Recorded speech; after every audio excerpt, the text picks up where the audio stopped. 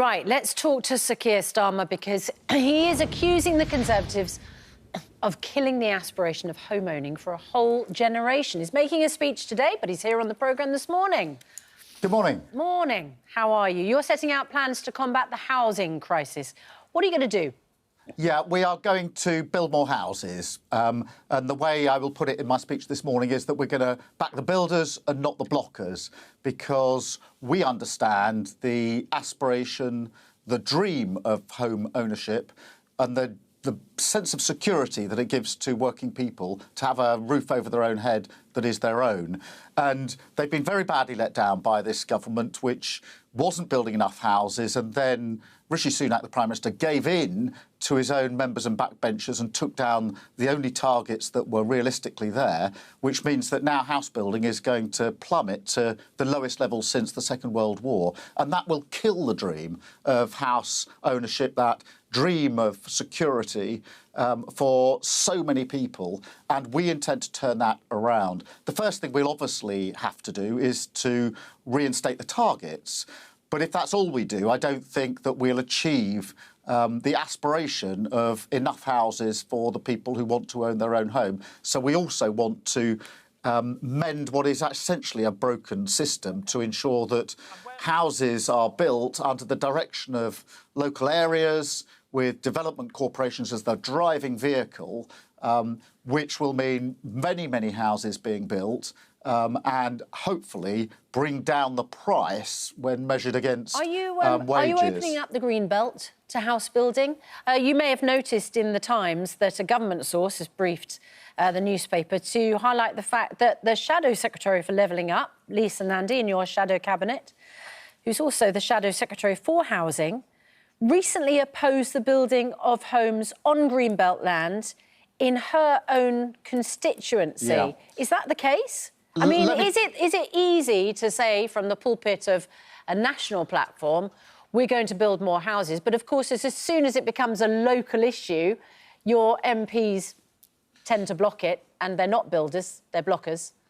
Look, I mean, this is going to involve tough decisions. I'm not going to shy away from that. And let me take the question of the green belt head on, because we all need to protect our fantastic countryside. When I was a kid, we went to the Lake District every year. I know the value of our countryside, and we need to protect that. But there are two things that are very important. Firstly, we do build on bits of the green belt now, and it's about making sure that we build on the right bits of the green belt.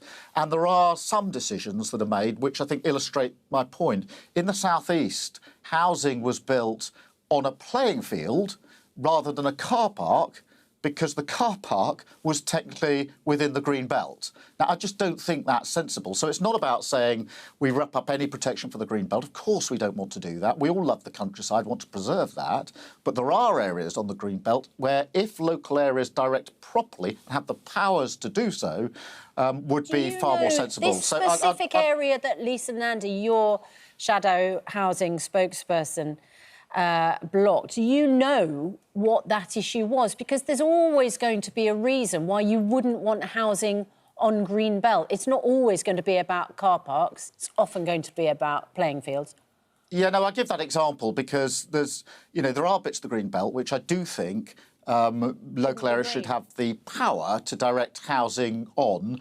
But of course, we don't want to rip up the protection for the green belt generally. But we do need to press on and have a sense of urgency here, because do you have faith, Sir Keir? Do you have faith that local areas will actually want the building in their area and we won't have a NIMBY issue? I mean, do you think you'll be able to get enough houses through various different local areas to actually, in practice, make this work?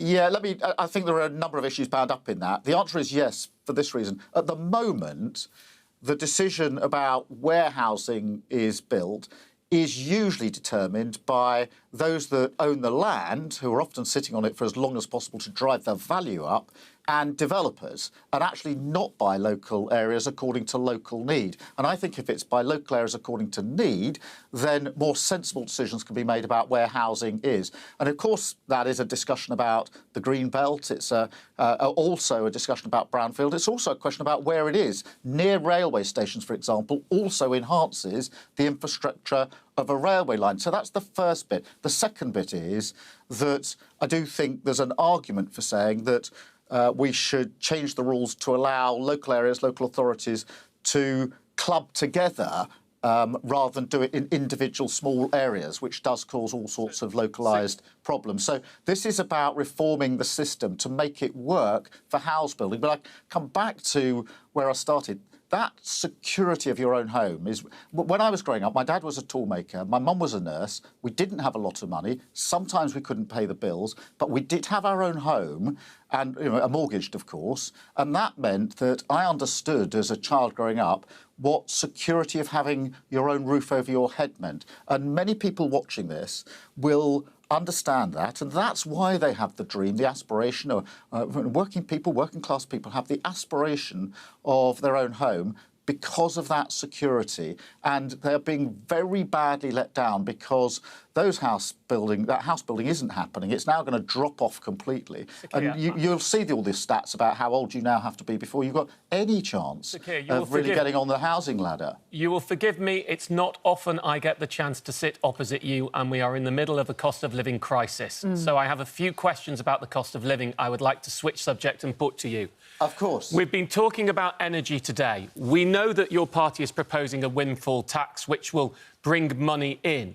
But what I would like to understand, what will you actually do for consumers' energy prices? Who will you help? How far up the net will you help people when even in July, when bills come down, the typical bill will be £2,100? What money will you actually put out there to help on energy bills? Yeah, well, obviously we led on the argument that energy bills should be frozen, which was the case now and has been the case. So I'm proud that we made that argument for a windfall. Frozen at what level? Well, whenever I'm asked... 3 months.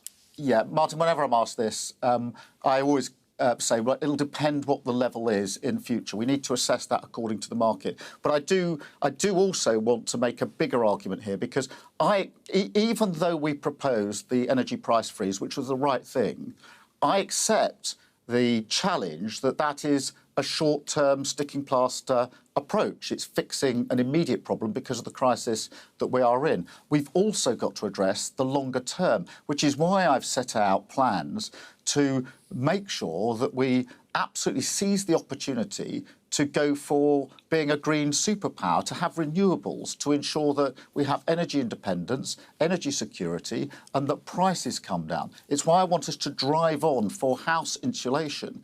If we had house insulation, I've seen it for myself across the country, you probably have as well, that brings prices right down. So I want an incoming Labour government to face up to both challenges. First, what do you do in the here and now? And we've led on energy price freezes. We've also said, for example, council tax should be freezed this year. That was the big thing that we said into the local elections. Those short-term measures have to be put on the table, but we've got to fix the fundamentals, because otherwise we'll go round and round in circles.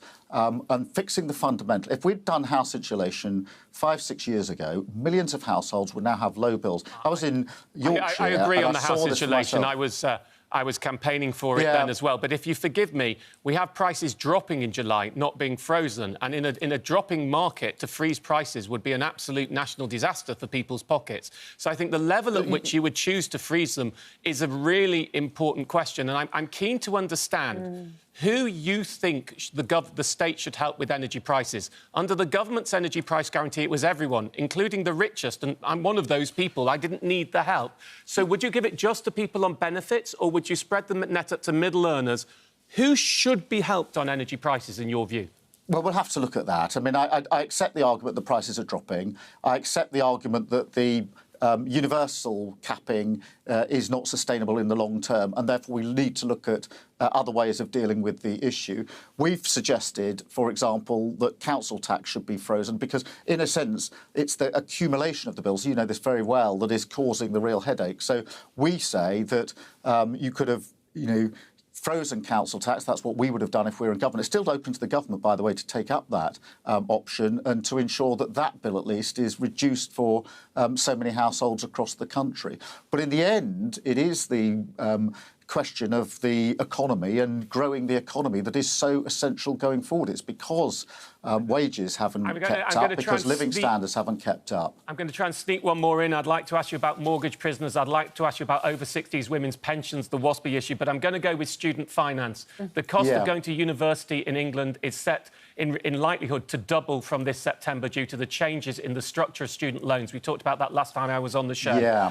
Would you reverse that? Would you reverse the 40 years that people will now be repaying their student loans and the lower threshold? Or can people who start this September understand that whatever plan they're on is the plan that they will be stuck on for the rest of their working life? No, I want to change the plan. I don't think it's fair. And you'll change it retrospectively? Well, we are working through proposals and I will set them out in full. But firstly, I do accept the argument that the current system isn't fair for students. I don't think it really works for universities, and therefore we need to change to make it fairer. And I've got my team working on those proposals, and as soon as we've come up with a fully costed plan that we think will work, I'll happily come on and talk you through that and obviously be challenged on it. But I do think it's unfair and we need to change it. Sir Keir Starmer, thank you very much for joining us today.